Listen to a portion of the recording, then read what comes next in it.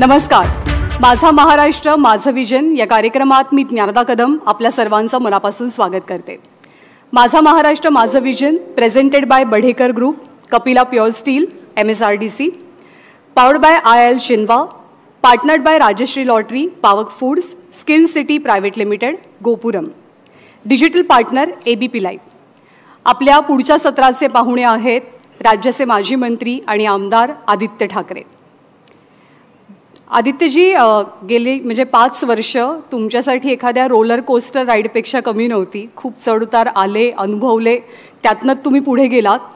2019च्या सुरुवातीला कुणी कधीच कल्पना केलेली नव्हती, कुणाच्याही डोक्यात नव्हती अशी गणितं मांडून शिवसेनेनं सत्ता स्थापन केली आणि उद्धव ठाकरे मुख्यमंत्री झाले, आदित्य ठाकरे कॅबिनेट मंत्री बनले.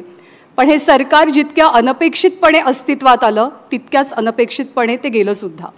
पण ठाकरेंसाठी ती गोष्ट सरकार जाण्यापुरती मर्यादित नाही राहिली, तर त्यांचा पक्षही गेला आणि त्यांच्याकडनं चिन्हसुद्धा गेलं. आता पुढे काय हा भला मोठा प्रश्न समोर असताना आदित्य ठाकरेंनी ते बॅटन हातात घेतली. आपल्या वडिलांच्या सोबत ते मैदानामध्ये उतरले. ते आता गावागावात जात आहेत, लोकांशी कनेक्ट साधतायत, संवाद साधतायत, पक्ष बळकट करण्यासाठी प्रयत्न करतायत, सत्ताधाऱ्यांवरती रोजच्या रोज प्रश्नांचा भडीमार करतायत. एक शांत, सुसंस्कृत, अभ्यासू आणि संयमी नेतृत्व, तरुण नेतृत्व अशी आदित्य ठाकरेंची ओळख आहे. त्यामुळे अर्थातच राज्यासाठी, तरुणांसाठी त्यांचं विजन काय याची चर्चा थोड्याच वेळात आपण या व्यासपीठावर करणार आहोत. त्यांना मंचावर आमंत्रित करण्यापूर्वी एक AV आपण पाहूया. आदित्य ठाकरे सक्रिय राजकारणाची पहिलीच इनिंग आणि तीही प्रचंड अडथळ्यांनी भरलेली. सत्ता गेली, पक्ष गेला, माणसं गेली आणि चिन्हही गेलं, तरीही लढण्याची ठाकरी जिद्द मात्र कायम आहे. लढायचं तर आहे पण जिंकायचंच आहे. आज पक्ष, संघटना प्रचंड अडचणीतून जात असतानाही बाळासाहेब ठाकरेंचा हा नातू नव्या दमानं माणसं जोडतोय, लढतोय. पण ही लढाई खरंच सोपी आहे का? इंडिया आघाडीची सुरुवात दमदार होती, मात्र आता मोक्याच्या क्षणी एक एक बुरुज ढासळत चाललाय. या इंडिया आघाडीचं काय होणार? शिवसेनेपासून लांब गेलेल्या माणसांची कसर कशी भरून निघणार? भाजपच्या प्रचंड ताकदीसमोर कसा निभाव लागणार? आणि येणाऱ्या लोकसभा निवडणुकीला कसे सामोरे जाणार? या साऱ्या प्रश्नांची उत्तरं जाणून घेऊयात शिवसेना उद्धव बाळासाहेब ठाकरे गटाचे आमदार आदित्य ठाकरे यांच्याकडून.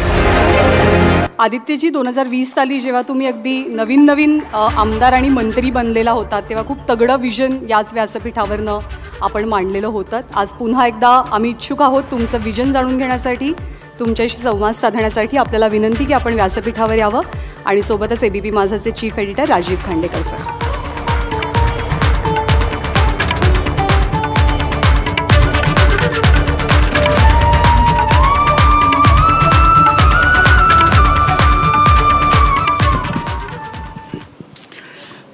आदित्य, खूप स्वागत माझा महाराष्ट्र माझं विजन या कार्यक्रमात. आणि बाकी आपल्या त्याच राजकीय प्रश्नांना सुरुवात करण्याच्या आधी मंत्री म्हणून तू खूप गोष्टी करू पाहिल्या होत्यास, तर तुझं महाराष्ट्राच्यासाठीचं पुढच्या मी म्हणेन की 10 वर्षासाठीचं, 20 वर्षांसाठीचं विजन तू काय बघतोस याच्याबद्दल थोडक्यात, आणि मग नंतर आपण बाकी प्रश्न करूया. नक्की. मला वाटतं एकतर पहिला आपला इंटरव्ह्यू 2014ला झाला होता. 10 वर्ष झाली तेव्हा मी 23 वर्षाचा होतो. मला वाटतं आपण पण नाही, आपण तेव्हा 55 वर्षाचे होतात, आता 40 वर्षाचं झालं, मी 33 वर्षाचं झालं. पण मला आठवतं तेव्हा पण मजा आलेली. आपण त्यावेळी वाटतं कट्टा केलेला पहिला. आणि 2020ला मंत्री झाल्या मी ह्याच विजन कार्यक्रमात आलेलो आणि तेव्हा मी एक भाषण केलेलं. तेव्हा मी विजन हेच मांडलेलं की जेव्हा माझ्याकडे जी खाती आली होती, साधारणपणे पर्यावरण, नंतर पर्यटन होतं आणि प्रोटोकॉल, राजशिष्टाचार होतं. आणि त्यावेळी आपल्याला आठवत असेल जी काही मी गोष्ट आपल्यासमोर मांडली होती, जी काही विजन मांडली होती, जर त्यावेळीचं जे काही मी ह्याच मंचावर बोललो होतो आणि आत्ता जे काही आपण त्यावेळी अचीव्ह केलं होतं, मला वाटतं त्याच्यात साम्य असेल. कारण जी काही कामं होती ती लोकांसमोर होती आणि ती करून दाखवली होती. एक फार महत्त्वाचं आहे आत्ताचं विजन मांडत असताना, कारण राजकारण हे सुरू राहतंच, चालत राहतं. पण विजन जर एका ओळीत जर आपण मांडायला सांगितलं मला महाराष्ट्रासाठी, तर हेच असेल की महाराष्ट्र जो आता पुढचा चालला पाहिजे किंवा घडवला पाहिजे किंवा राज्य जसं चाललं पाहिजे ते बाय महाराष्ट्र, फॉर महाराष्ट्र आणि विथ महाराष्ट्र. जसं आपण by the people, of the people, for the people बोलतो. कारण आज आपण पाहतोय की महाराष्ट्र कसा चालेल ही नोट दिल्लीकडून येते, महाराष्ट्र कोणासाठी चालेल तर ही गुजरातसाठी चालते, आणि कसं चालतं हे आपल्याला तर माहिती आहे. उलटं रिव्हर्स गिअरमध्ये गेलेलो आहे आपण. मुद्दा असा आहे की आजची जर परिस्थिती पाहिली तर गेल्या 2 वर्षांमध्ये महाराष्ट्रात जी राजकीय स्थिती निर्माण झालेली आहे, सामाजिक स्थिती निर्माण झालेली आहे, राजकीयदृष्ट्या पाहायला गेलं तर एकदम चौथा झालेला आहे. 22मध्ये शिवसेना फोडली, 23मध्ये राष्ट्रवादी काँग्रेस फोडली आणि एक परिवार फोडलं, आणि 24मध्ये आता काँग्रेस फोडायचं मार्गावर आहे. ठीक आहे, हे सगळं करून एक जे घटनाबाह्य सरकार बसवलेलं आहे, त्या सरकारनी जे काही कब्जा करायचा तो केलाच.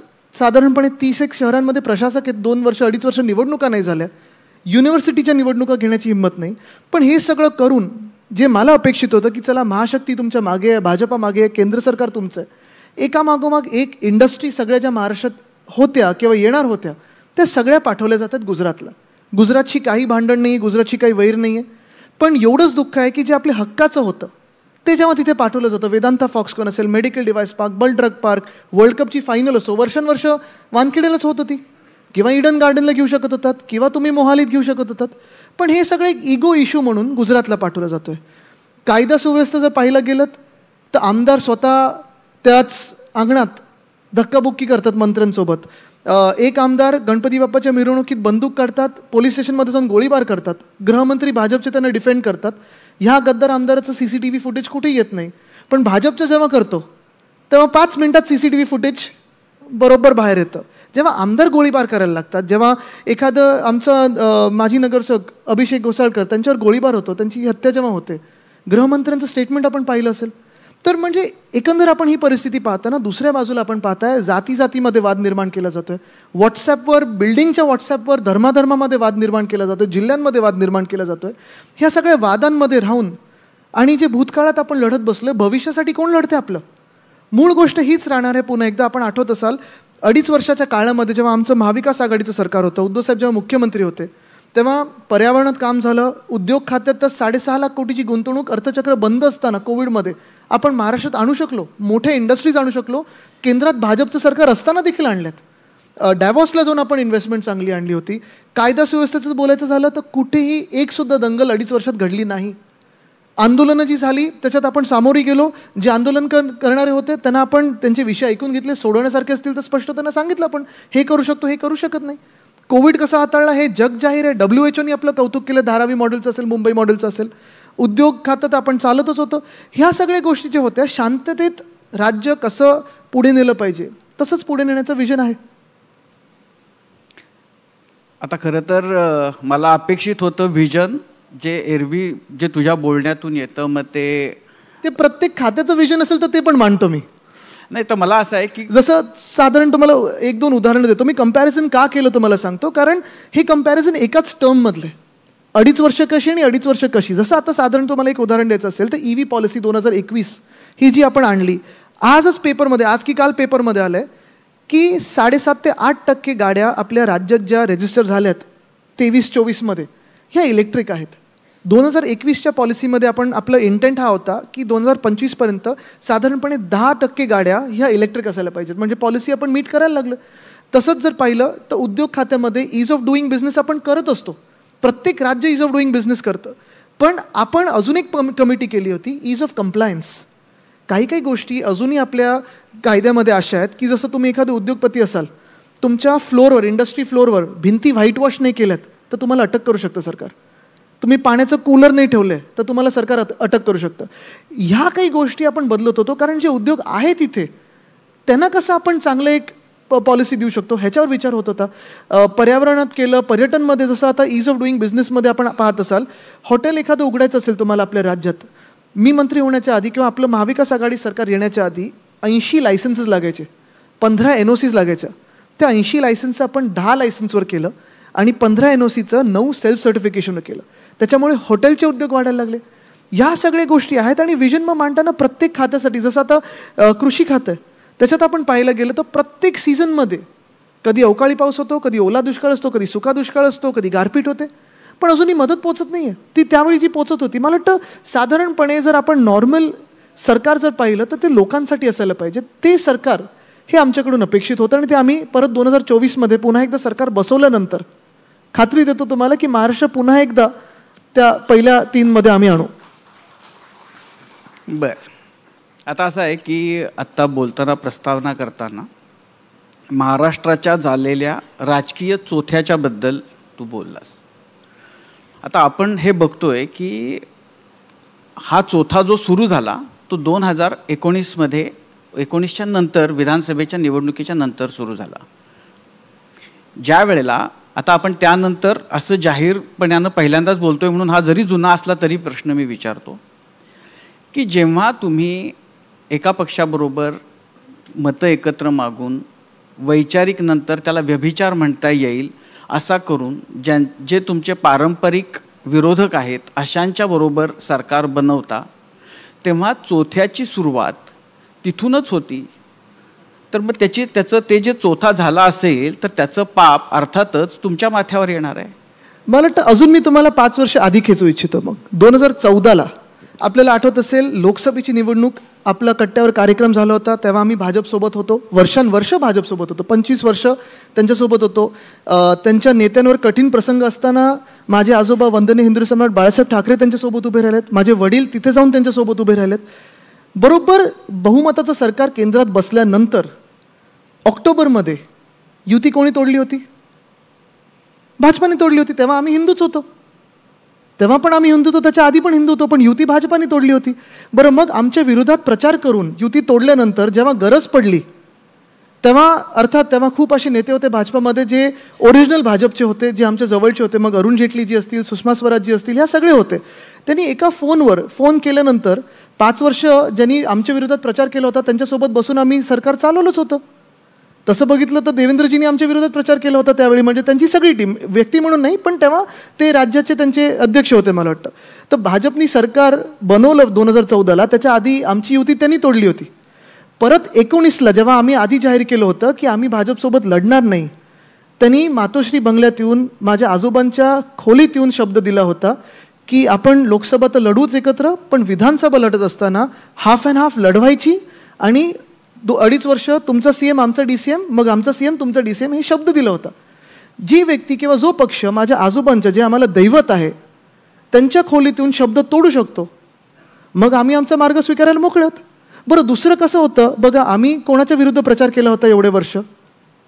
जे भ्रष्टाचारी लोक आहेत, जे गुन्हेगार आहेत, त्यांच्या विरुद्ध आम्ही एकत्र लढलो होतो.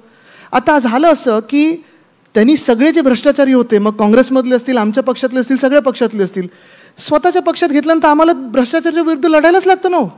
आम्ही आमची बदलू नाही शकत. भाजपने बदलली, त्यांनी गुन्हेगार घेतले, भ्रष्टाचारी घेतले, मंत्री बनवले. पण याला अर्थ नाही, कारण ह्या भ्रष्टाचारांच्या बरोबर तुम्ही जेव्हा सत्तेत होतात तेव्हा तुम्ही मांड्याला लावून बसलाच होतात. बरोबर आहे ना. मग आता मला सांगा, भ्रष्टाचारी नाही, आता मला सांगा, आपल्याच कार्यक्रमात येऊन कोणीतरी मोठ्याने सांगितलं होतं की आम्ही हा धर्म नाही, तो धर्म नाही, युती होणं शक्य नाही. आता राष्ट्रवादी बरोबर कोण बसलेलं आहे? मिरचीच्या दोस्ताबरोबर कोण बसलेलं आहे? नवाब मलिकांबरोबर कोण बसलेलं आहे? फंड कोण देत नव्हतं, त्यांच्यासोबत कोण बसलेलं आहे? मूळ गोष्ट ही आहे, मी चौथा ह्या दृष्टिकोनातून बोललो, युती करायला कोणी कोणाबरोबरही करू शकतं. आता एक मिनिट तुम्हाला सांगतो. आता जसं नितीश कुमारजी ह्याच टर्ममध्ये त्यांनी 3दा वेगळे मुख्यमंत्री पदाची शपथ घेतली, एकदा भाजप बरोबर, एकदा तेजस्वीजींबरोबर आणि एकदा परत भाजप बरोबर. मूळ गोष्ट ही आहे, प्रिन्सिपल जेव्हा आपण फॉलो करतो तेव्हा मी तुमचा पक्ष फोडणं, पक्षातली लोक घेणं, तुमचं परिवार फोडणं, दुःख निर्माण करणं आणि मग हे सगळं केल्यानंतर असं सरकार बनवणं जिथे तुम्हाला हिंमत नाही की निवडणुकीला सामोरे जाणं.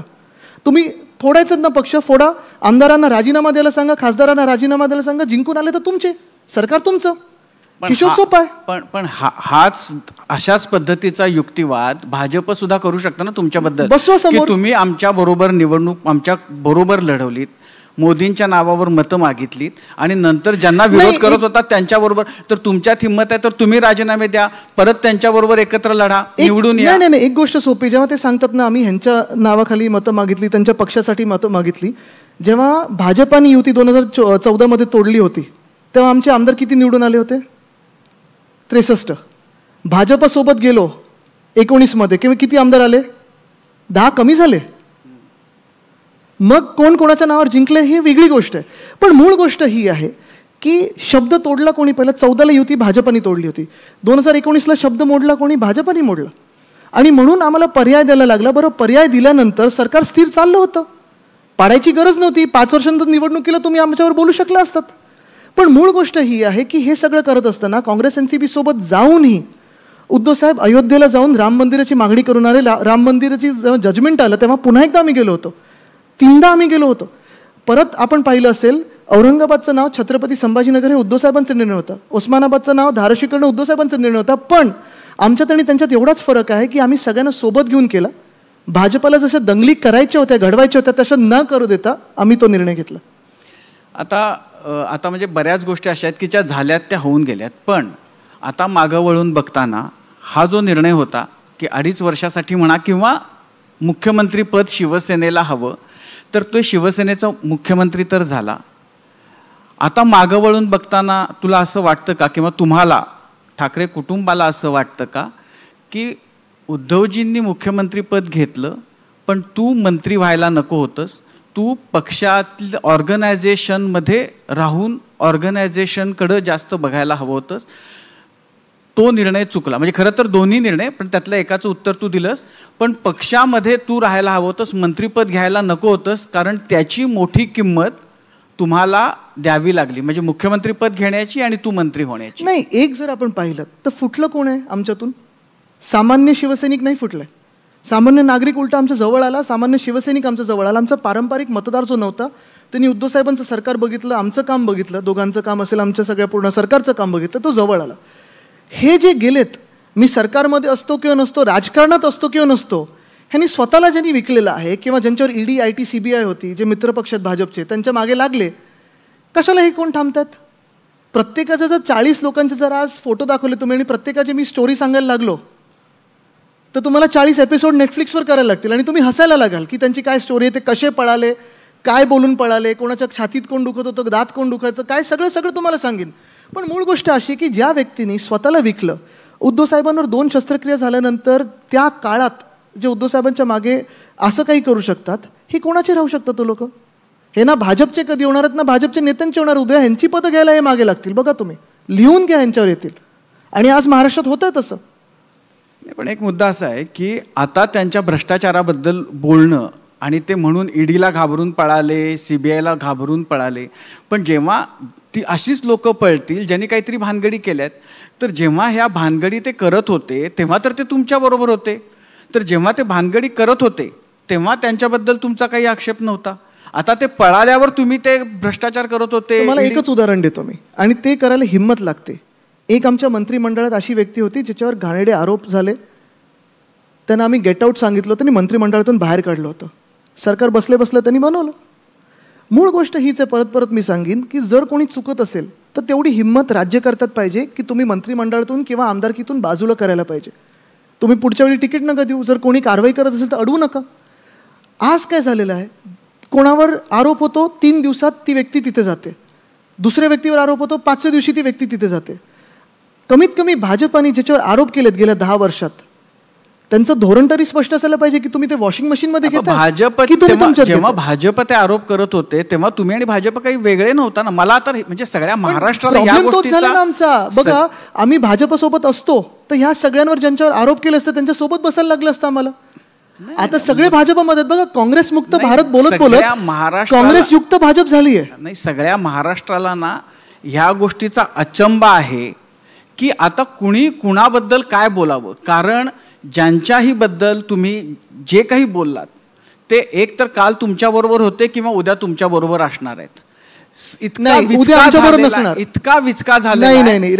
अभद्र म्हणून जेवढ्याही युत्या होऊ शकतात, म्हणजे याच्यापेक्षा अभद्र काही महाराष्ट्रात आता होऊच शकत नाही. तसं नाही. मी 2-3 तर तुम्हाला 2-3 उदाहरणं देतो. एक, जे गेलेत तिथे, जे भ्रष्टाचारी आहेत, ज्यांच्यावर गुन्हेगाराचे आरोप आहेत, त्यांना दरवाजे बंद आहेत, गद्दारांना आम्ही घेणार नाही, त्यांना विधानसभेची पायरी बघू देणार नाही, ही शपथ घेऊन आम्ही निघालोय.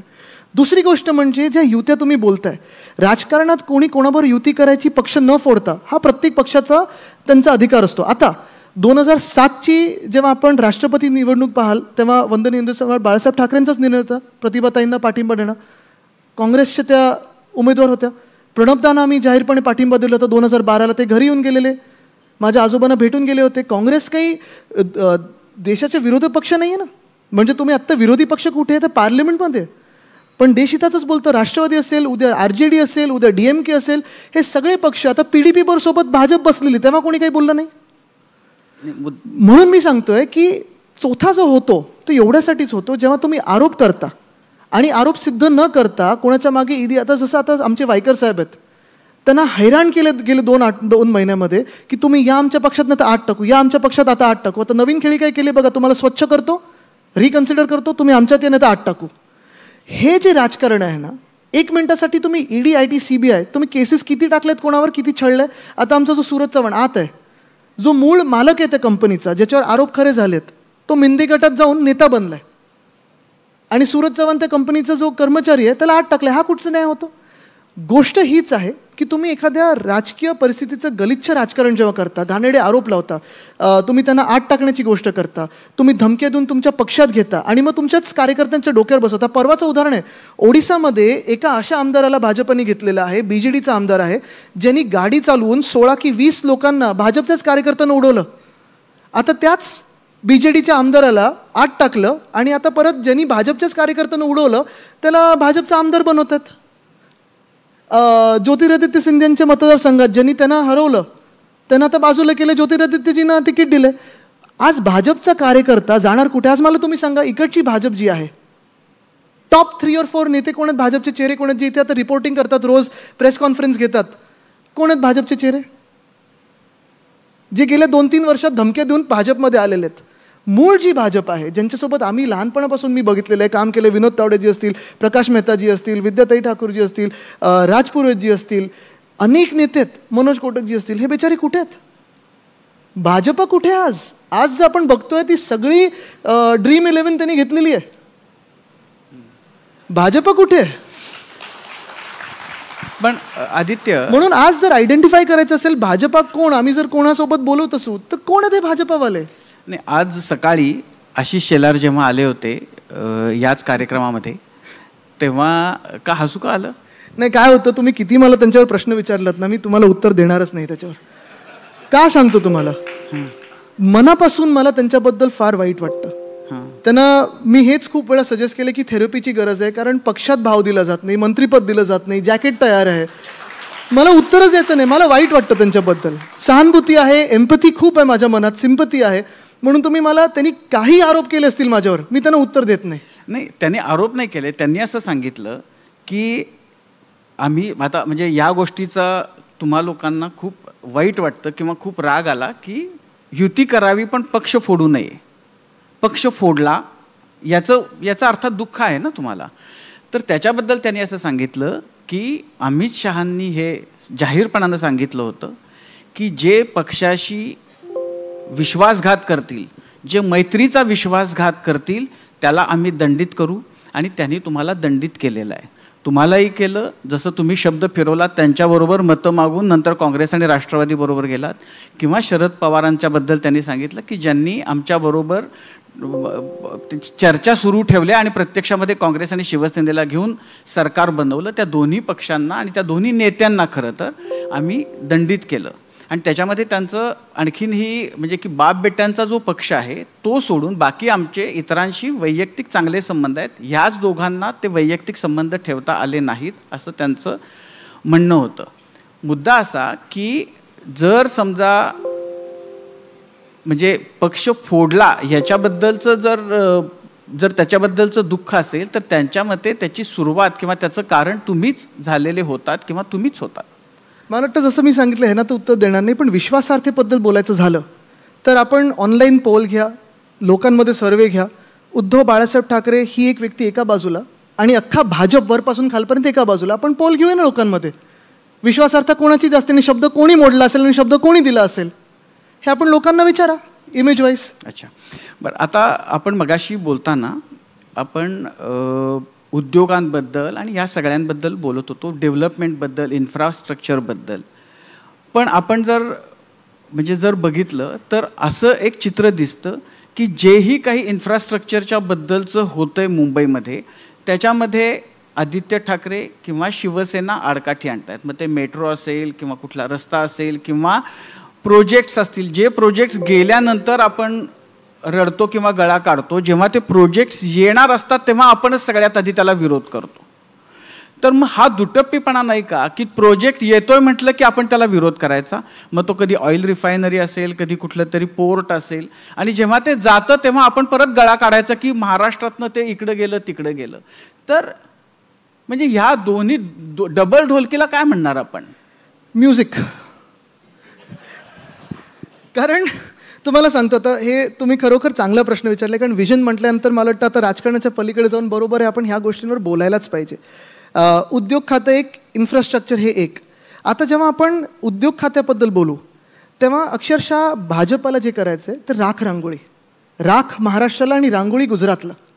सांगतो का, आपल्याकडे जे प्रोजेक्ट्स आपल्याला नको आहेत किंवा आपल्याला जड जाणारे प्रोजेक्ट्स आहेत, जसं जैतापूर, आपण त्यावेळी पण विरोध केला काँग्रेसचं सरकार असताना आणि भाजपचं पण सरकार असताना. तो प्रोजेक्ट आपण बघा आता 10 वर्ष कशा स्थितीमध्ये. तुम्हाला मला माझा त्याच्याबद्दलचा दुटप्पीपणा हा की जैतापूरच्या नंतर तुम्ही एक्झॅक्टली मी तुम्हाला सांगतो, तुम्ही नंतर विरोध करत राहिला. तुम्हाला सांगतो, पुढे सांगतो. आता जैतापूर असेल, हा न्यूक्लिअर प्लांट आहे, बरोबर आहे. तसाच दुसरा कोण कुठचा येत होता, नाणारचा प्लांट येत होता.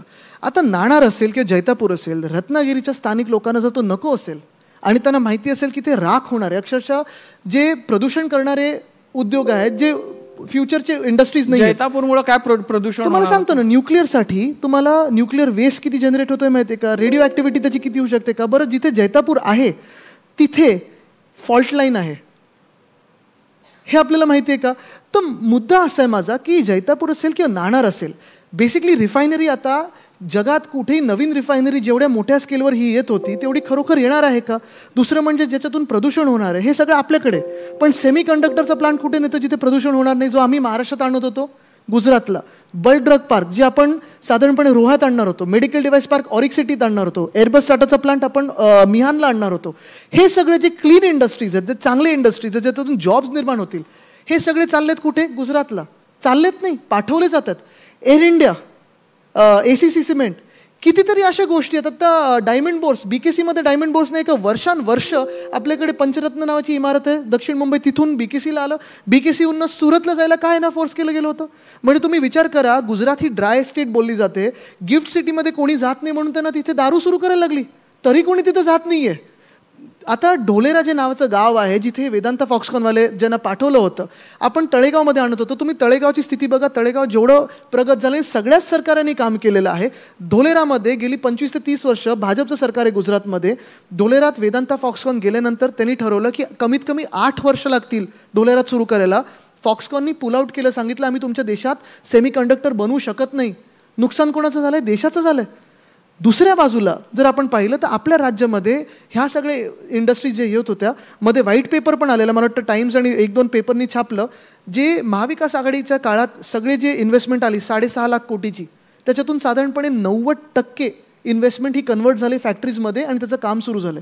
2च इंडस्ट्रीज अशा होत्या ज्यांना आम्हाला MEAनी सांगितलं की ह्या इंडस्ट्रीज थोडं आपलं त्या देशाबरोबर, मूळ जो देश आहे, थोडं वाद चालू आहे, नंतर बघा. पण सांगायची गोष्ट ही की वरती भाजपचं सरकार असताना पण आमचं इंजिन चांगलं चाललं होतं, इंडस्ट्रीज येत होत्या, जॉब्स मिळत होते. त्यावेळी कृषी खात्याला पण जेव्हा जेव्हा काही पीक पाण्याला नुकसान झालं असेल बरोबर आपण मदत पोचवलेली आहे. अजूनही तुम्ही शेतकऱ्यांना विचारा, ते सांगतात उद्धव साहेबांच्या काळातली मदत आम्हाला पोचायची, कर्जमुक्ती पोचली, ह्या सरकारने 1 रुपया नाही दिला. बरं, ह्याच बाजूला तुम्ही इन्फ्रास्ट्रक्चरचं बोलत असाल तर आज मी ह्याच मंचावर सांगतो तुम्हाला काही मुंबईतले ठराविक महत्त्वाचे प्रोजेक्ट्स, मग मुंबईतले असतील, पुण्यातले असतील. आत्ता ह्यांची घाई गडबड चालली आहे कोस्टल रोडचं इनॉग्रेशन करायची, उद्घाटन करायची. पहिलं 19 तारीख ठरली, मग 26 ठरली, मग 29 ठरली, मग 3 तारीख ठरली.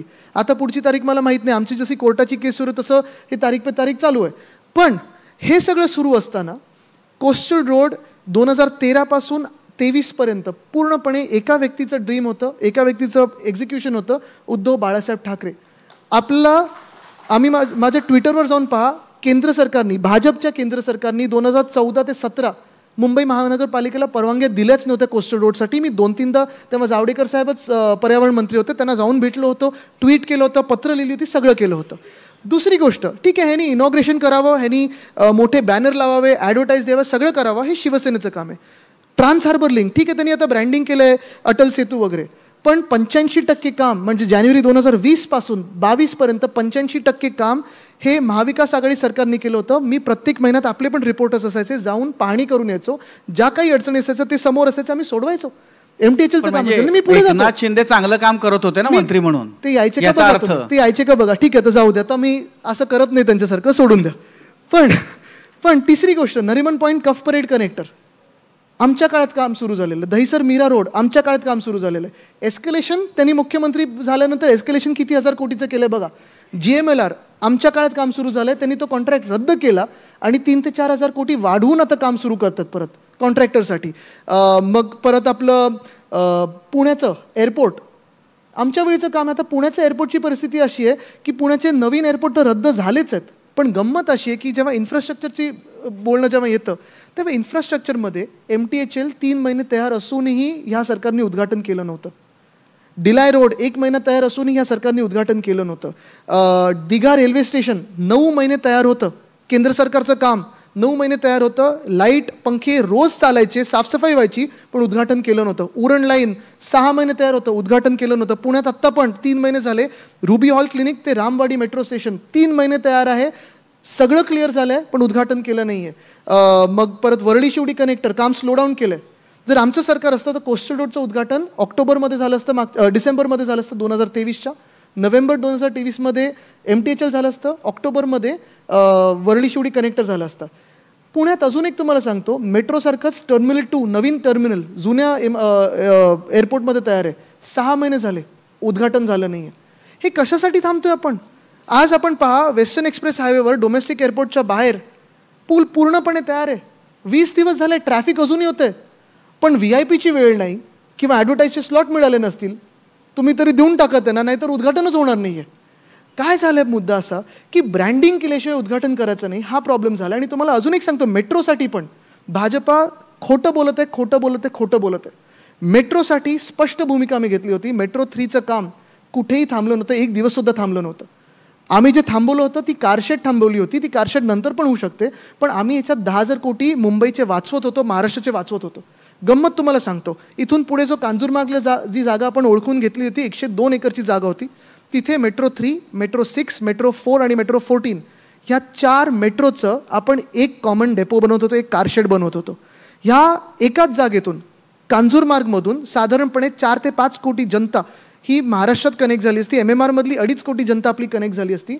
एकाच कारशेडमधून आपलं सिस्टीम सगळं चाललं असतं, क्लिनिंगचं पूर्ण एकत्र झालं असतं, आणि जे लँड एक्विजिशनची कॉस्ट आहे ती सगळी वाचली असती. 2,500 कोटीत आपलं झालं असतं, 10,000 कोटी वाचले असते. पण ह्या सरकारला करायचं काय होतं, मेट्रो 3चं आरेमध्येच करायचं होतं. इगो केला त्यांनी. मेट्रो 6चं त्यांना जागा नाही, आता ते अक्वायर करतील किंवा कांजूरमार्गलाच आणतील. मेट्रो 4 ठाणे जिल्ह्यात कोणी जागा घेतल्यात आणि ती सरकार कोणाची जागा घेते तर पुढे हे तुम्ही शोधा. मेट्रो 4 पुन्हा एकदा ठाणे जिल्ह्यात कुठची जागा कोण घेणार आहे हे तुम्ही शोधा. पण कॉन्ट्रॅक्टर्सला पैसे द्यायचे म्हणून यांनी 10,000 कोटी महाराष्ट्रावरचं बोजं वाढवलं. आता गंमत अशी झाली आहे, आमच्या वेळी लिटिगेशन कोणी केलं होतं की ही आमची जागा आहे, सॉल्ट डिपार्टमेंटनी. मागच्याच महिन्यात सॉल्ट डिपार्टमेंटनी कोर्टात सांगितलं की नाही, आता आम्हाला काही या जागेशी देणं घेणं नाही आहे, तुम्ही जे करायचं ते करा. मग दुतप्पी कोणाचा आहे, डबल ढोलकी कोणाची? कारण केंद्र सरकार असो, राज्य सरकार असो, मुंबई महानगरपालिका असो, MMRD असो, MMRC असो, देश एकच आहे ना. मग देशाची जर संपत्ती आपण वाचत असू, देशाचे पैसे वाचत असू करदाराचे, तर मग इथे राजकारण करण्याची काय गरज होती? जर तिथे आत्ता कांजूरमार्गमध्ये डेपो झाला असता, आत्तापर्यंत तयार झाला असता, 3, 6, 4, 14 नॉर्थ, साऊथ, ईस्ट, वेस्ट आणि MMR ह्या 4ही दिशांना आपण जोडू शकलो असतो आणि जास्तीत जास्ती कम्युटर बेस एका ठिकाणून सुरू करू शकलो असतो पैसे वाचवून. पुन्हा एकदा मी सांगतो, मेट्रो 3चं काम 1 दिवस सुद्धा थांबवलं नव्हतं आपण. आता गोस्लो कोणी केलंय तर ह्या भाजपा प्रणित खोके सरकारने केलंय. सगळीकडे त्यांना गोस्लो करतायत कारण त्यांना उद्घाटनं निवडणुकीच्या तोंडावर करायचे.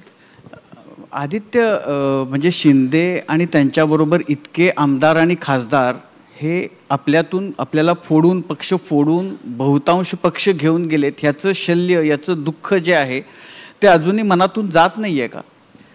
म्हणजे त्यामुळंच असं की काय, म्हणजे सतत मिंधे नाही. तुम्हाला आता असं की इतका काळ गेल्यानंतर आमच्या पक्षात जो दिल्ली समोर झुकतो, हा आदराने तुम्ही केंद्रीय राजधानी आहे, देशाची राजधानी आहे, आदर असायलाच पाहिजे. पण एवढं घाणेरडं राजकारण, नीच राजकारण, गलिच्छ राजकारण करून तुम्ही ज्या व्यक्तीने तुम्हाला घडवलंय त्याच्या सगळ्यात कठीण काळात तुम्ही असं करू शकता, पैशासाठी असेल किंवा जेलमधून वाचण्यासाठी असेल, ह्याचं दुःख बिलकुलही नाही आहे. पण राग नक्की मनात आहे की महाराष्ट्राचं राजकारण एवढं गलिच्छ कोणी केलं नव्हतं जेवढे या भाजप प्रणित खोके सरकारने केलं. आणि म्हणून आहे ते आहे. माझ्या तुम्ही राज्याला मागे नेताय. माझ्या वडिलांच्या पाठीत त्यांच्या सगळ्यात कठीण काळात तुम्ही खंजीर खुपसलात, ज्यांनी सगळं काही एवढी खातं मला 50 वर्षाच्या इतिहासात सांगा कुठच्या मंत्र्यांनी तुम्हाला एवढी खातं दुसऱ्या मंत्र्यांनी दिलेलं दिसलंय. एवढं सगळं देऊनही जेव्हा तुम्ही असे वाकायला लागता, झुकायला लागता, तेव्हा राग येतो. आणि तुम्ही महाराष्ट्राला मागे नेलंय. माझ्या राज्यातल्या तरुणांना तुम्ही नोकऱ्यांपासून वंचित ठेवलंय, समाजामध्ये वाद निर्माण केलेले आहेत. ह्याचा मला नक्की राग आहे. आणि बदल्याची भावना बिलकुल नाही आहे, कारण ते उपमुख्यमंत्री बोलत असतात बदला घेतला आणि भाजपची ती भाषा आहे. बदला नाही, पण महाराष्ट्राला आम्ही बरोबर पुन्हा एकदा सुवर्ण काळाच्या दिशेने आम्ही नेणार. आणि मगाशी बोलताना तो विषय आला होता भ्रष्टाचार आणि याच्याबद्दल. पण व्यक्तिगत याच्यामध्ये तुझ्या खूप जवळच्या लोकांवर आता वेगवेगळ्या प्रकारचे, खास करून कोरोना काळामध्ये मग रेमडेसिवीरचा घोटाळा म्हटला जातो, त्या बॅग्सचा घोटाळा म्हटला जातो, तर त्याच्यामध्ये शिवसेनेतलेच लोक, त्यांच्यावरच भ्रष्टाचाराचे आरोप आहेत. तर त्यामुळे इतरांचा तो भ्रष्टाचार आणि घोटाळा आणि आमच्या बाबतीत मात्र सगळं असं कसं चालेल? त्यांच्यावर उडी मारून टुपुक टुपुक गेलेत भाजपमध्ये. मूळ गोष्ट अशी आहे, आपण पाहिलं असेल महाविकास आघाडी सरकारचं आणि उद्धव साहेब ज्या सरकारचं नेतृत्व करत होते, सुप्रीम कोर्टनी कौतुक केलं होतं, हायकोर्टाने कौतुक केलं होतं. आपण सगळेच त्यावेळी प्रेस म्हणून इंडिपेंडेंटली आम्हाला ऑडिट करतच होतात, सजेशन्स पण द्यायच्यात आणि जे चुकत होतं तिथे आम्हाला बोलतही होतात, ओपनली पण बोलत होतात. मग WHO धारावी मॉडेलचं कौतुक केलं. हे सगळं होत असताना भाजपाच्या पोटात एवढंच दुखत होतं की महाराष्ट्राचं कौतुक का होतंय, महाराष्ट्राचं कौतुक कसं होतंय. आणि म्हणून बघा, आपण सुरतमध्ये जे हाल झाले, अहमदाबादमध्ये जे हाल झाले, उत्तर प्रदेशमध्ये हाल झाले, असे हाल महाराष्ट्रात आम्ही होऊ दिले नाहीत. ऑक्सिजनची गोष्ट होती, बरं, जे ट्रेनचं जे गोंधळ केंद्र सरकारने घातला तसं गोंधळ आम्ही घालू दिला नाही. जे परप्रांतीय होते, जे मजदूर होते आपल्याकडे, त्यांच्यासाठी पण आपण कॅम्प्स बनवून दिले होते. उद्धव साहेबांनी हिंदीमध्ये पण अपील केलं होतं की हे पण तुमचं घर आहे, आम्ही तुमची पण काळजी घेऊ. एक राज्य दाखवा मला असं जे भाजप प्रणित होतं किंवा भाजपचं सरकार होतं आणि तिथे त्यांचं कौतुक झालं असेल. आम्ही आकडे एक सुद्धा लपवले नाहीत. जे आकडे आम्हाला वाटत होते की अरे इथे काही चुकीचं दिसते, आम्ही ते क्लीन करायचो डेटा. कारण मूळ भावना हीच होती की सेवा करत असताना, महाराष्ट्र चालवत असताना जे काही खरं आहे ते लोकांसमोर आलं पाहिजे. बरं, आता म्हणजे बाकीच्यांच्याकडनंही आपण काही प्रश्न घेऊ, पण ते घेताना शेवटचा मगाशी उल्लेख झाला नितीश कुमारांचा, की नितीश कुमारांनी एकदा यांच्याबरोबर शपथ घेतली, मग त्यांच्याबरोबर घेतली, मग त्यांच्याबरोबर घेतली. जेव्हा उद्धव ठाकरे आणि शिवसेनेचा विषय येतो तेव्हा भाजपचे सगळे नेते, म्हणजे खास करून प्रमुख नेते, मग ते अमित शहा असतील, देवेंद्र फडणवीस असतील किंवा आज आशिष शेलार, त्यांनी म्हटलं की काय वाटेल ते झालं तरी आम्ही शिवसेनेला उद्धव ठाकरेंच्या आम्ही बरोबर कदापिही घेणार नाही. त्यांनी कुठे बोलतो आम्हाला त्यांच्यासोबत जायचंय? जे देशाच्या विरोधात काम करतात आम्ही त्यांच्यासोबत जाणार नाही. जे महाराष्ट्र तोडायला निघालेले आहेत, जे गलिच्छ राजकारण करतात, त्यांच्यासोबत जाणं शक्य नाही. बघा, आमची लढाई ही महाराष्ट्रासाठी आहे, स्वतःसाठी नाही आहे. आज आम्ही, आता जसं मी राजकारण सोडून दुसरं काही करू शकलो असतो एवढं गलिच्छपणा आमच्यासोबत झाल्यानंतर, एवढं पाठीत खंजीर खुपसल्यानंतर. पण मूळ गोष्ट ही आहे की मी माझ्या राज्यासाठी लढतोय, मी माझ्या देशासाठी लढतोय. आज देशात बघा बेरोजगारी वाढत चाललेली आहे. सामाजिक दृष्टिकोनातून बघितलं तर प्रत्येक समाजात वाद निर्माण होत चाललेले आहेत, प्रत्येक जातीत वाद निर्माण होत चाललेत. महाराष्ट्र कधी एवढा कायदा सुव्यवस्थेत खराब झाला नव्हता जेवढा ह्या गेल्या 1-1.5 वर्षात झालेला आहे. सगळे गुंड जाऊन मंत्रालयात रील बनवतात. पेपरफुटीचा विषय आला, पेपरफुटीमध्ये जो पेपर फोडतो त्याला अटक करतात, 3 महिन्यात सोडतात आणि परत तो पेपर फोडायला मोकळा होतो. ह्या सगळ्या ज्या गोष्टी आहेत त्याच्या विरोधात आम्ही लढत आहोत. आणि पुन्हा मी सांगतो, तिसऱ्यांदा पुन्हा बोलत नाही, पण पुन्हा मी सांगतो की जो महाराष्ट्र मागे येण्याचा प्रयत्न करेल त्याच्या विरोधात आम्ही उभं राहणार म्हणजे राहणार. कारण आम्ही महाराष्ट्रासाठी लढत आहोत, दिल्लीसमोर झुकणार नाही. एक गोष्ट काय दिसते की राजकारणाचा चिखल झालाय वगैरे, आता हे बोलणंही ना, आता ह्याचाही कंटाळा यावा इतकं ते आपण बोलून झालो आणि आता सगळ्यांच्या समोर ते इतकं आहे की त्यात काय वेगळं बोलणार. पण अनेकदा राजकारण्यांचं म्हणजे तो ढोंगीपणा आपण त्याला म्हणूया का, त्याला आणखीन काय म्हणता येईल, की अनेक वेळेला हाऊसमध्ये, विधानसभेमध्ये, की तुम्ही विषय असतो, समजा आता आरक्षणाचा विषय आहे, मराठ्यांच्या आरक्षणाचा विषय आहे, तिथं सगळेजण मिळून एकमतानं निर्णय घेतात आणि बाहेर आल्यानंतर तुम्ही त्याच्याबद्दल काहीतरी बोलता. म्हणजे सगळं दिखाऊ, मीडियासमोर एक, प्रत्यक्षामध्ये वागणं, करणं, बोलणं वेगळंच. तर हे जे सगळं म्हणजे मीडियाही अनेकदा असं होतं की सगळ्या त्यांना गोष्टी माहिती आहेत पण तेही आपल्याला काही कळत नाही, अशा पद्धतीनं जे सांगितलं जाते ते मुकाट ऐकून घेऊन तेच आहे असं सांगत लोकांसमोर जातात. तर जनता इतकी आता दूधखुळी राहिली आहे का? आपण ह्या सगळ्यातून समाजाला, राज्याला, देशाला कुठं घेऊन जातो हे सगळं खोटारडेपणाचं आपला सगळा व्यवहार झालेला आहे, चाललेला आहे.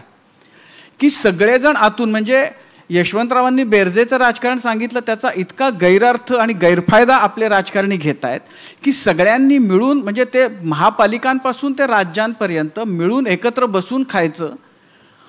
म्हणजे राजकारण हा असा एकमेव धंदा आहे की ज्याच्यात शिरलेला माणूस त्याचं कधी नुकसान झालेलं महाराष्ट्रानं काही देशानं बघितलेलं नाही. त्याची बरकतच होती.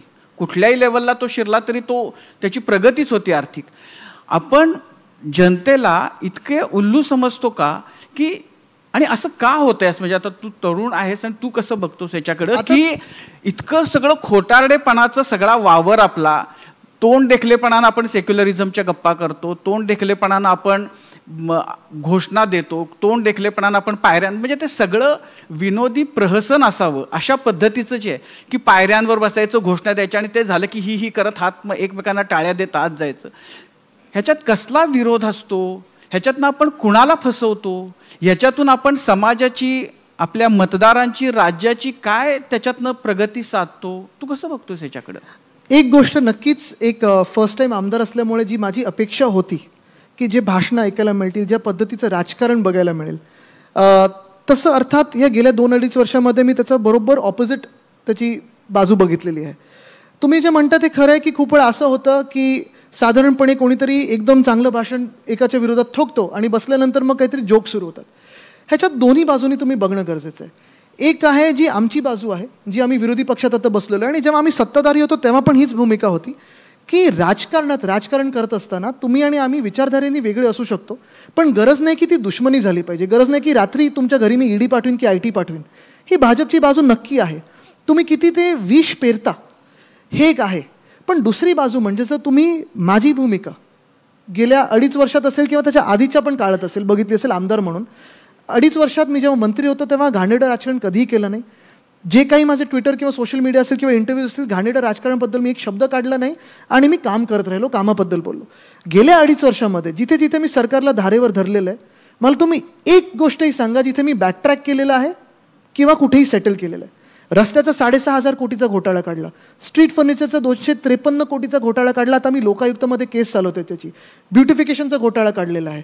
अनेक घोटाळे जे काढलेले आहेत मी, मला कॉन्ट्रॅक्टर्स वगैरे करून निरोप येत असतो इकडून तिकडून की आदित्य मला भेटायचं आहे, आम्हाला भेटायचं आहे, तुमच्याकडे आम्ही खूप अपेक्षेने पाहतो. मी चांगल्या अपेक्षा तशाच ठेवा, पण मी लोकांची अपेक्षा भंग करणार नाही, कारण मी सेटल होणारतला नाही आहे. आणि म्हणून मी ते आरोप मागे घेतले नाही आहेत.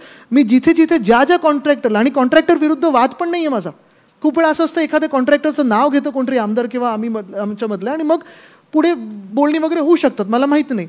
पण मी जर आपण पाहिलं असेल प्रत्येक पत्रकार परिषदेत एकासुद्धा कॉन्ट्रॅक्टरचं नाव न घेता BMCला जिथे धारेवर धरायचं असेल, जिथे सरकारला धारेवर धरायचं असेल धरलेलं आहे, सेटल झालेलं नाही आहे. आणि दुसरी गोष्ट म्हणजे हाऊसमध्ये पण जी माझी अपेक्षा असते, हाऊसमध्ये ठीक आहे राजकारण हे बाहेर चालू असतं, आरडाओरडा आम्ही मंचावरनं करत असतो, सभेतून करत असतो, पण हाऊसमध्ये जसं भाषण व्हायला पाहिजे किंवा जे प्रश्न मांडायला पाहिजेत. आपण पाहिलं असेल मागच्या पण अधिवेशनात मी आर्टिफिशियल इंटेलिजन्सवर प्रश्न विचारला होता, त्याच्यावर कायदा आपण करत आहोत की नाही. आधारमध्ये घोटाळा झाला आहे की काय झालं मला माहीत नाही, पण 80 कोटी नागरिकांचे, भारतीय नागरिकांचे आधार डेटा लीक झालं. किती प्रश्न दाखवलं. आणि सत्य परिस्थिती आज जसं आपल्याला राजकारणी खूप लोक असे वाटतात की विकाऊ झालेले आहेत किंवा दिखाऊ झाले आहेत, असं प्रेसबद्दल पण बोललंच जातं. म्हणजे गोदी मीडिया नावाची टॅग झालेलं आहे आणि ते नॅशनल मीडियाबद्दल आहे. मी म्हणत नाही इकडचं आहे, कारण इकडे मी जे प्रश्न मांडलेले आहेत खूप वेळा महानगरपालिकेला बॅकट्रॅक करायला लागले मी आरोप केल्यानंतर, कारण मी डॉक्युमेंट्स सहज करतो आणि सगळे असे डॉक्युमेंट्स दाखवतो की मी स्वतः पण बॅकट्रॅक नाही करू शकत. म्हणून प्रिन्सिपल राजकारण हे करणं जरुरी आहे. त्याच वेळी मनात विष नसणं किंवा बदल्याची भावना नसणं हे पण गरजेचं आहे. म्हणजे आता काय झालं राजकारण, तुम्ही माझ्या विरोधात बोललात तुमची सिक्युरिटी काढतो, तुम्ही माझ्या विरोधात बोललात तुमच्या घरी ITची नोटीस पाठवतो. आणि हे नुसतं राजकारणी लोकांबरोबर नाही आहे, जे पत्रकार सत्य बोलतात त्यांचा पण आवाज दाबला जातोय. निखिल बागडेजींवर अटॅक तर झालाच होता ना, आणि त्यांच्या शहराध्यक्षांनी केला, काय कारवाई झाली पुढे. म्हणून आज भूमिका ही आहे. तसा हल्ला तर निखिल बागडेंवर शिवसेनेच्या काळात पण झाले होते. अटका नाही, पण अटका झाल्या होत्या त्यावेळी, यांच्या माणसांवर अटका झाल्यात. म्हणजे हल्ले करणं पत्रकारांवर, एक मिनिट, तसं नाहीये. कायदा सुव्यवस्था जो कायद्याचा एक धाक असला पाहिजे तो असायलाच पाहिजे. तो कोणाविरुद्धही असला तरी, कोणी सरकारमध्ये असलं तरी, फायनली जेव्हा आपण सरकार चालवतो तेव्हा सगळ्यांसाठी चालवतो, जातपात धर्म किंवा स्वतःचा पक्ष न बघता. महाराष्ट्र हा आपला आहे. माझ्यासाठी मतदान केलं असेल किंवा विरोधात केलं असेल, तुम्ही माझे नागरिक आहात, मी तुमचा सेवेकरी, मला तुमची सेवा करायलाच पाहिजे, ह्या भूमिकेतून केलं पाहिजे. हे असं होत नाही. आत्ता हे तर सोडा, आत्ता मी हाच प्रश्न पडलाय की हे मुख्यमंत्री आहेत ते महाराष्ट्राचे आहेत की गुजरातचे आहेत. बरं, मला एकच आहे की आज आपण पहा, दुर्भाग्य असं आहे आपल्या राज्याचं की जसं मी सांगितलं, उद्योग खातं, कृषी खातं, सर्व्हिस म्हणजे आपण आता नोकर भरती बोलतोय, कुठेही तुम्हाला काही उत्साह उमंग दिसत नाही आहे. परवाच्या बजेटमध्ये तरी तुम्हाला महाराष्ट्रासाठी काही दिसलं का? सगळं कॉन्ट्रॅक्टरसाठी होतं. मग आपण राज्य नेतो तरी कुठे? आणि एवढं सगळं 3 पक्ष फोडून, एक परिवार फोडून, महाशक्ती सोबत घेऊन, ईडी ITA CBI हातात घेऊन तुम्ही महाराष्ट्रासाठी काय मिळवलं? आज तरी हे घटनाबाह्य मुख्यमंत्री जे आहेत ते कधीतरी केंद्र सरकारला, घटनाबाह्य कसे काय? त्याला तर सुप्रीम कोर्टाने त्यांना सांगितलं तरी तुम्ही त्यांना ठीक आहे, मग उद्या ते निवडणुका सस्पेंड करतील, आपण मान्य कराल का? घटनाबाह्य सोपी गोष्ट आहे. जे आमदार आपल्या पूर्ण कायद्यात पहा, जे आमदार राजीनामा देऊन समोर जातील ते मान्य आहे. असं आहे की सुप्रीम कोर्टामध्ये ते प्रकरण सुप्रीम कोर्टात अजून प्रलंबित आहे. नाही, त्यातला जो शिवसेनेच्या बद्दलचं इलेक्शन कमिशननं दिलं, आणखी मुख्यमंत्री कॉम्प्रोमाइज कमिशन आहे. आता त्यांनी म्युन्सिपल कमिशनर कुठे बदललेत त्यांनी? घटनाबाह्य आहेत. बघा कसं असतं की जेव्हा फॅसिझम येतं, मग मुसोलिनी असतील किंवा हिटलर असतील, ते लोकशाही मार्गातून वरती आले आणि एक लोकशाहीचे जे हे होते ते कापत गेले.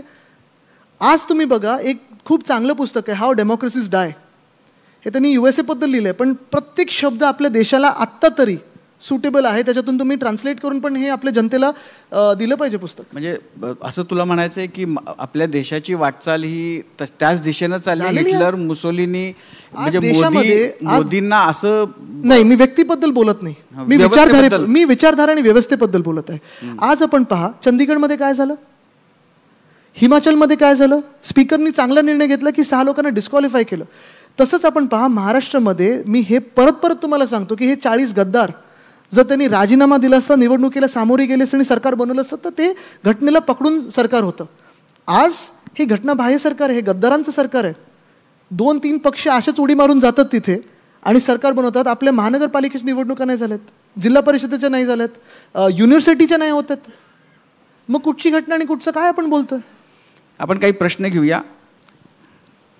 सॉरी, अजून एक उदाहरण द्यायचं सर. आता तुम्ही मला सांगा, किती वर्ष आपण रिपोर्टिंग करताय? मी खूप वर्ष झाली, माझ्या वयापेक्षा जास्ती. तुम्ही एक मला उदाहरण सांगा जिथे एका पक्षाच्या मेळाव्यात मुंबई महानगरपालिकेने टॅक्स पेअरचा खर्च करून 60 लाखाचे बाथरूम बांधून दिलेत. ह्या गद्दारांच्या सर्कसमध्ये झालं, ते पेपरमध्ये पण आलं. काय कारवाई झाली? आत्ता आम्ही आपले जे प्रिन्सिपल्स आहेत, जे आयडियल्स आहेत, आणि त्याचबरोबर आत्ताच्या सरकारबद्दल आपली जी मतं आहेत ती ऐकली. एक गोष्ट आम्हाला फार उत्सुकता आहे ऐकायची, कारण येणारा काळ हा लोकसभेच्या निवडणुकीचा आहे. नाना इथं बाजूला बसले. फॉर्म्युला काय आहे आणि जागा वाटपाचा, आणि तो अजून तुम्ही घोषित का करत नाही? या किती जागा त्यांना मिळणार आहेत, देणार आहेत, घेणार आहेत, काय? बघा, गंमत अशी झाली आहे की गेले 1.5-2 महिने आम्ही आमच्या जागेंच्या फॉर्म्युल्याबद्दल खूप वाचतोय आणि ऐकतोय, पण जे खोके सरकार आहे भाजप प्रणित, त्यांच्याबद्दल कोणी बोलत नाही. आता तुम्ही बघा, NDAचं जे महाराष्ट्रात समीकरण असणार आहे ते 48 सीटांमध्ये भाजपला किती मिळणार, खोके गँगला किती मिळणार, राष्ट्रवादीतला फुटलेला गट त्यांना किती मिळणार, ईडीला किती मिळणार, ITला किती मिळणार, CBIला किती मिळणार. आता 32-12-4 वगैरे आम्ही ऐकलं होतं, मग परत कोणती भांडण, आमच्यामधून भांडत तर कोणी नाही आहे ना. आमची भूमिका स्पष्ट आहे. मग काँग्रेस असो, शिवसेना उद्धव बाळासाहेब ठाकरे असो, किंवा शरद पवार साहेबांचा पक्ष असो, राष्ट्रवादी काँग्रेस, मुळात आम्हीच शिवसेना आणि तेच राष्ट्रवादी. ते गद्दारांबद्दल आम्ही बोलत नाही. आमच्यात आम्ही सीट्सबद्दल भांडण बिलकुल नाही आहे.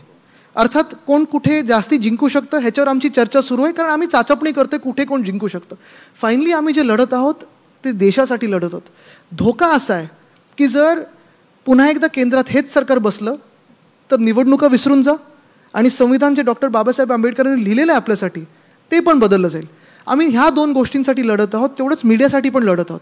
आणि आमचं भांडण काही सीटसाठी चाललं नाही आहे. आमची चाचपणी एवढीच चालली की एखाद्या अमुक जागेवर काँग्रेस जिंकू शकते, की आमचा माणूस जिंकू शकतो, की कोणी. फायनली आम्ही महाविकास आघाडी आणि इंडिया म्हणूनच लढत आहोत. बरं, असंही नाही की आमच्यातून कोणी रस्सीखेच करत आहे की आम्हाला प्रधानमंत्री बनायचं. आमच्याकडे 100 ऑप्शन्स आहेत, त्यांच्याकडे एकच आहे. आणि हे होत असताना आज आपण पाहतोय की NDAमध्ये भांडणं सुरू आहेत, MBAत भांडणं नाही आहेत.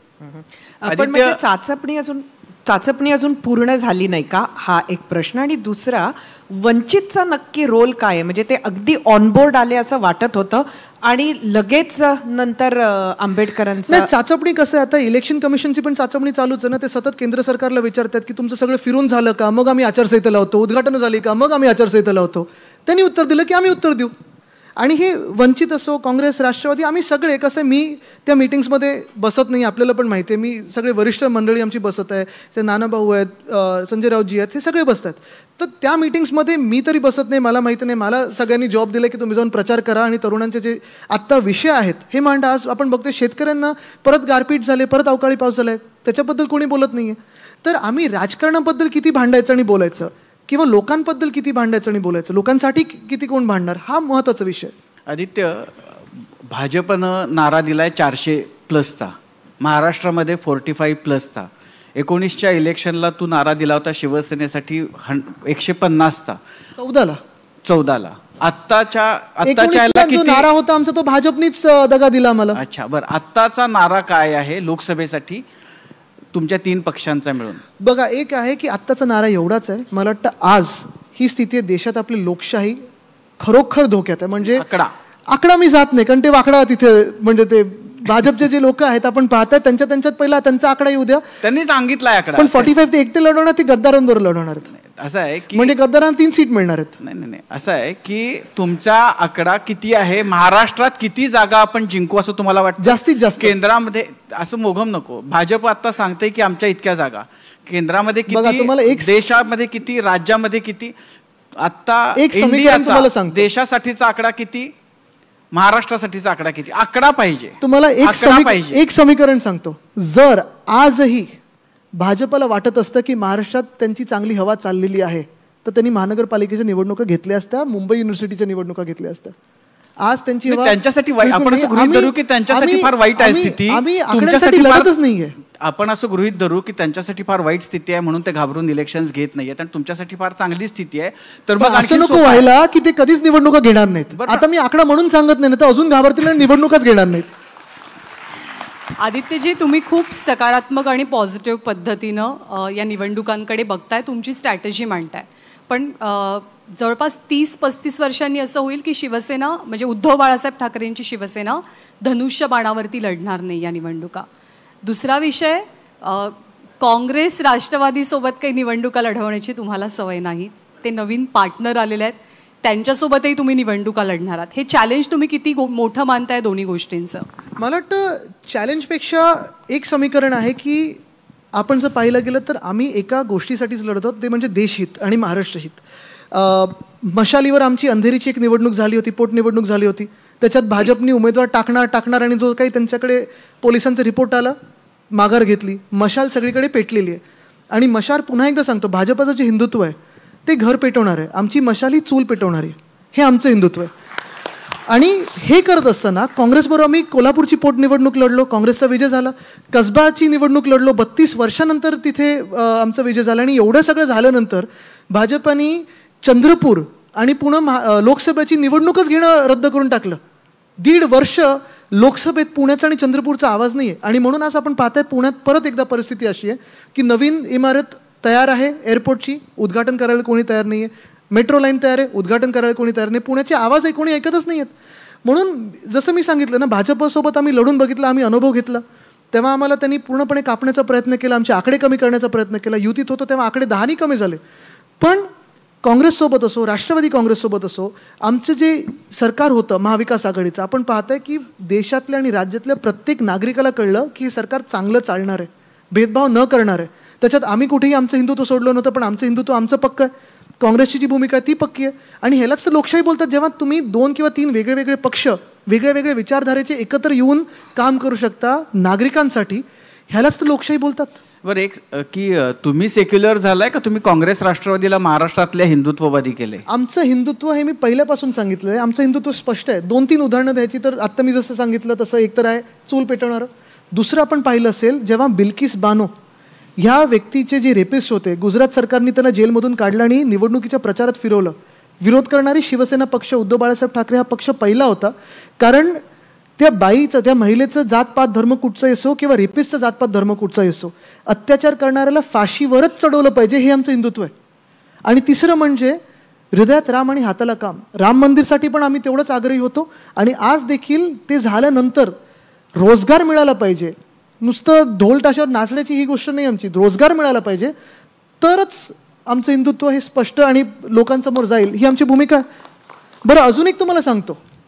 मला वाटतं हे आपण भाजपला विचारा, हे हिंदुत्व त्यांना किती पटतं. रघुकुल रीत सदा चली आहे, प्राण जाय पर वचन न जाय.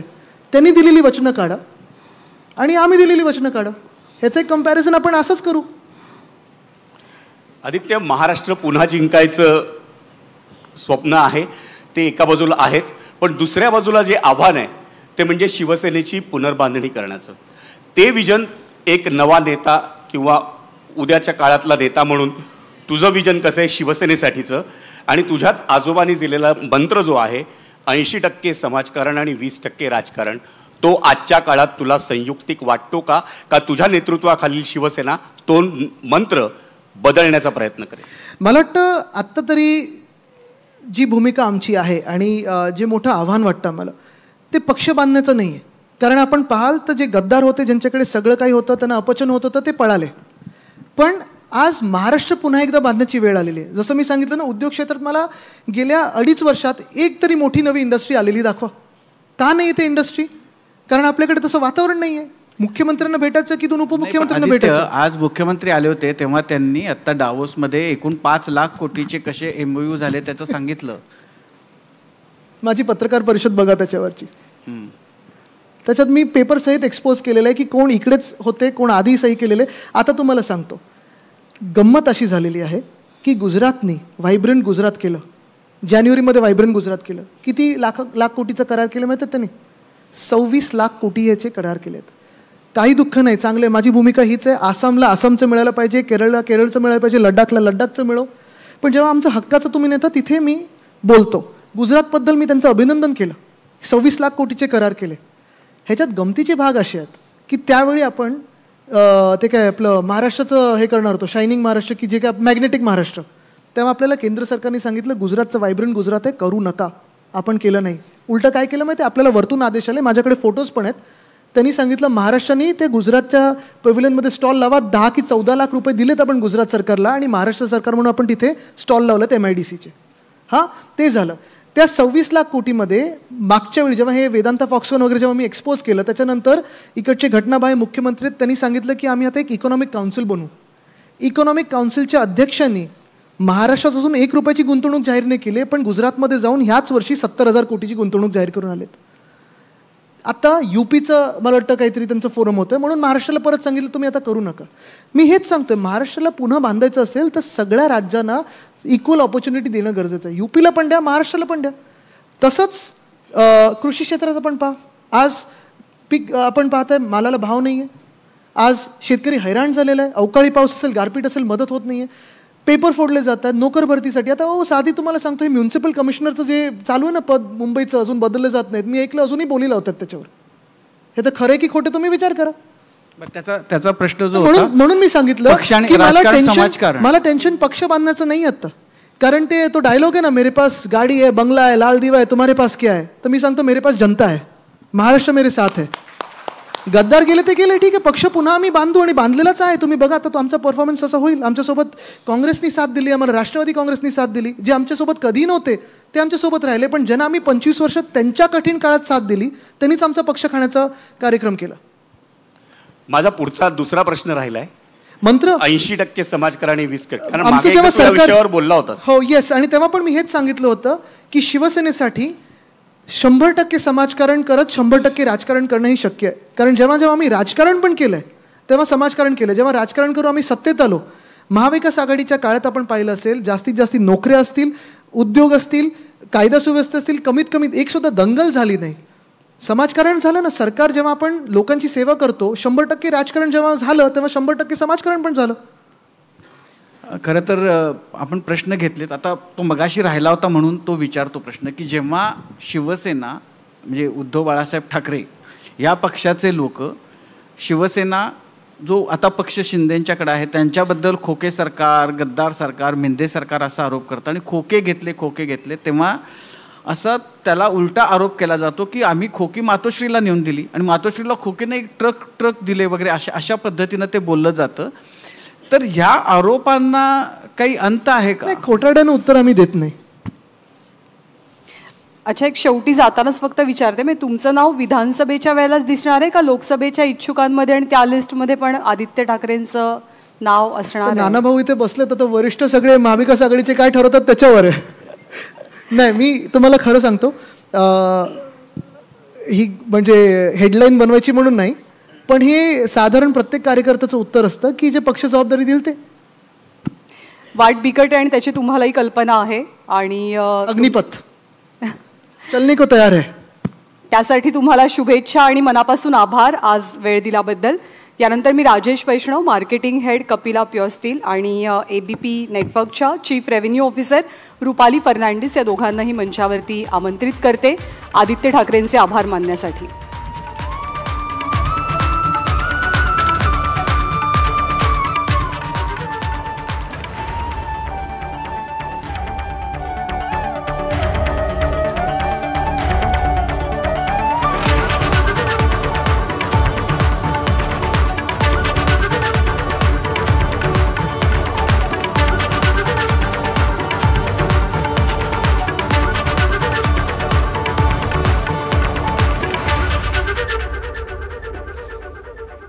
शुभेच्छा.